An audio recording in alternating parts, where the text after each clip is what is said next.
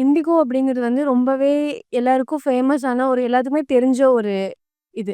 அப்படி இருக்கும்போது, அவங்களோட விஷயத்துல வந்து ரொம்ப அசால்ட்டா ஒரு விஷயம் அத ஹேண்டில் பண்ணும்போது, இது அவங்கள பின்னாடி எல்லா விஷயமே பாதிக்கும் அப்படின்னு சொல்லி ஒரு விஷயம் இருக்குல்ல.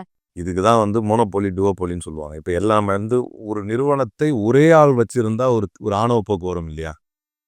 இந்தியாவினுடைய ஏவியேஷன் சிஸ்டத்த, அதாவது இந்தியாவினுடைய விமான போக்குவரத்தில் வந்து கிட்டத்தட்ட 60க்கும் 70% கிட்ட வச்சிருக்கக்கூடிய நிறுவனம் வந்து இண்டிகோ.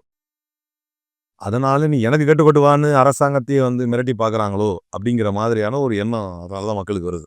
ஏன்னா, நீ என்னெல்லாம் டச் பண்ண முடியாது. சொல்லப்போனா பெரிய அளவுல லாபத்தில போறது. இப்ப இன்னொரு விஷயம் என்னன்னா, இண்டிகோ தன்னை வந்து ஒரு லோ காஸ்ட் ஏர்லைன்னு காட்டிக்கிறாங்க. அதத்தான் வந்து அந்த பைலட்ஸ் அசோசியேஷன் சொல்லியிருக்கிறாங்க. நல்ல கேள்வி இது. அதுக்காக சொல்றேன். அந்த பைலட்ஸ் அசோசியேஷன் என்ன சொல்றாங்கன்னா, தன்னை ஒரு லோ காஸ்ட் ஏர்லைனா காட்டிக்கணும். இப்ப இந்த ஒன்றிய அரசினுடைய இந்த விதிகள் வந்து அமலுக்கு வந்துருச்சு. இந்த விதி அமலுக்கு வந்துருச்சுன்னா என்ன செய்யணும்? நெறைய பைலட்ஸ ரெக்ரூட் பண்ணணும்.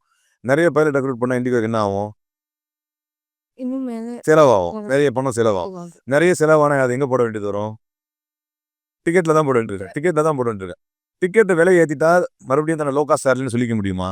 இதுதான் பிரச்சனை. இப்ப அவங்க என்ன சொல்றாங்கன்னா, தன்னை லோ காஸ்ட் ஏர்லைனா மெயின்டெயின் பண்ணிக்கிறதுக்காக, அத யாருடைய காஸ்ட்ல போடுறாங்கன்னா, அத அகைன் மக்களுடைய உயிர்ல பணைய வைக்கிறாங்க.